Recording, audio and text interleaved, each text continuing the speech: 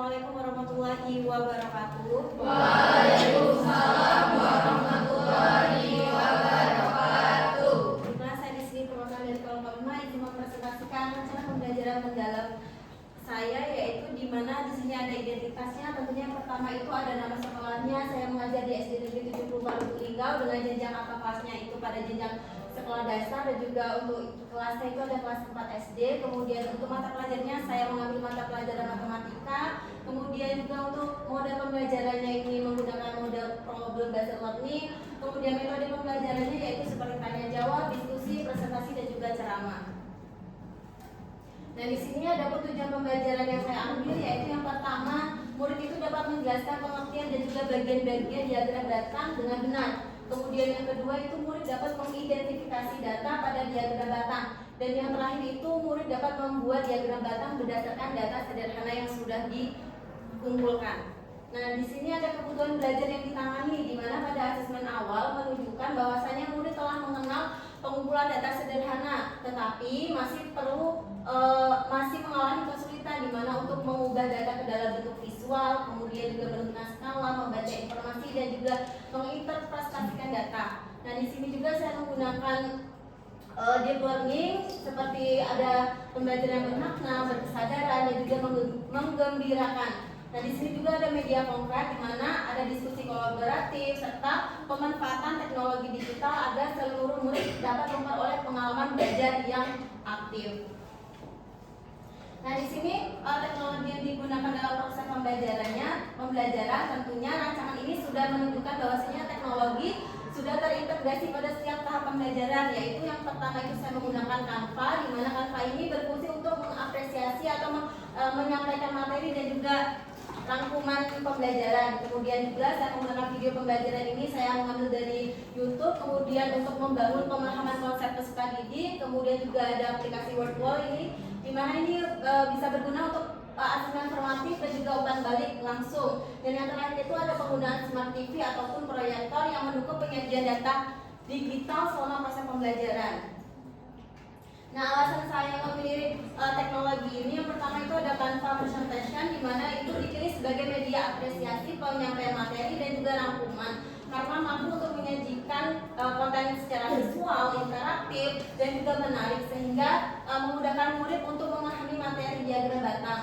Kemudian itu ada video pembelajaran ini digunakan untuk memberikan ilustrasi konkret dan juga kontekstual mengenai penerapan diagram batang dalam kehidupan sehari-hari. Nah, ini ada aplikasi Wordwall, di mana itu dimanfaatkan sebagai media latihan dan juga asesmen formatif yang interaktif untuk memberikan umpan balik secara langsung. Dan yang terakhir itu tentunya ada Smart TV ataupun proyektor yang saya gunakan. Nah, di sini ada langkah pembelajaran. Tentunya kegiatan pertama itu ada pembukaan, seperti biasa ada doa dan juga guru memberikan pertanyaan formatif, terus ada mengecek kehadiran, dan juga selanjutnya guru menampilkan video apresiasi melalui Canva Presentation. Kemudian itu ada kegiatan inti, di mana itu ada 5 sintak. Yang pertama tentunya ada orientasi pada masalah, di mana ini guru menaikkan video pembelajaran tentang diagram batang, dan juga murid itu mampu untuk menganalisis masalah yang ditayangkan. Kemudian itu ada mengorganisasikan peserta didik. Guru itu membagi ke dalam beberapa kelompok dan juga mengerjakan LKPD. Selanjutnya itu membimbing penyelidikan. Nah, guru ini membimbing murid dalam merancang diagram batang di kelompoknya. Yang selanjutnya menyajikan hasil, yaitu murid mampu untuk membuat diagram dan juga mampu untuk mempresentasikan. Dan yang terakhir tentunya evaluasi, memberikan umpan balik dan juga melakukan kuis. Nah, kegiatan penutup ini seperti biasa guru bersama murid menyimpulkan materi dan juga menutup pembelajaran.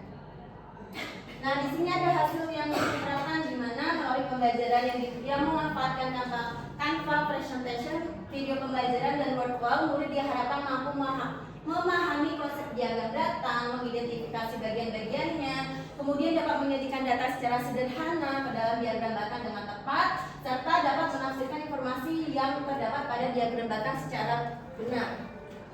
Nah, di sini yang terakhir itu ada asesmen. Yang pertama ini ada asesmen diagnostik, asesmen awal seperti tanya jawab dan juga pengamatan untuk mengetahui pengetahuan awal murid. Kemudian ada asesmen formatif, itu dilakukan selama pembelajaran, itu tentunya ada observasi aktivitas diskusi.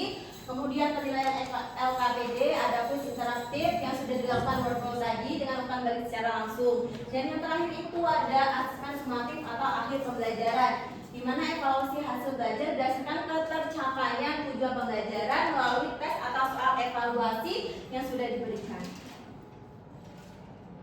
Coba. Rizky, baik kerja ya. Padahal ini materinya enak sekali menggunakan AI ya.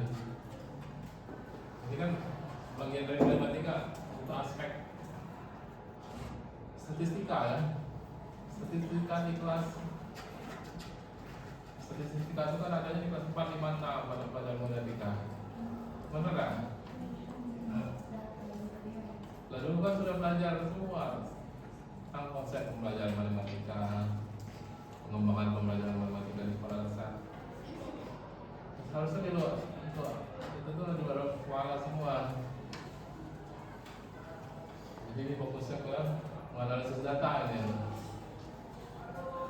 Jadi dia tuh menganalisis, jadi sudah ada data atau dalam pembelajaran nanti dia dimulai dari mengumpulkan data atau sudah ada data. Mengumpulkan data dulu Pak. Nanti kan kalau dia benar-benar itu kan kayak kita mencari dulu apa muridnya itu, misalnya kayak kemarin itu kan siapa aja yang suka buah atau suka makanan, nah itu kan baru mengumpulkan data. Nah kemudian nanti sudah data itu dikumpulkan baru bisa menyajikan jadwal datanya gitu. Jadi mengumpulkan data dia menganalisis nanti dalam bentuk persentase atau rata-rata tergantung permintaan pas. Kalau siswa kami tahu persentase dia mata pelajaran berapa persen dulu, bilangan persen 100 tuh banyak belum paham. Rata-rata dia cari itu persen, pakai rata-rata apa ya?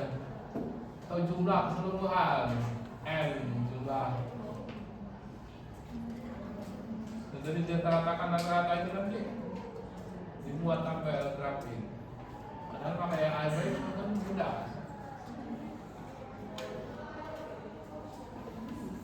Jadi tujuannya cuma siswa disuruh mengumpulkan data dalam aktivitas pembelajaran, kemudian menganalisis data dari data yang dikumpulkan tadi. Kalau data baju ada data baju.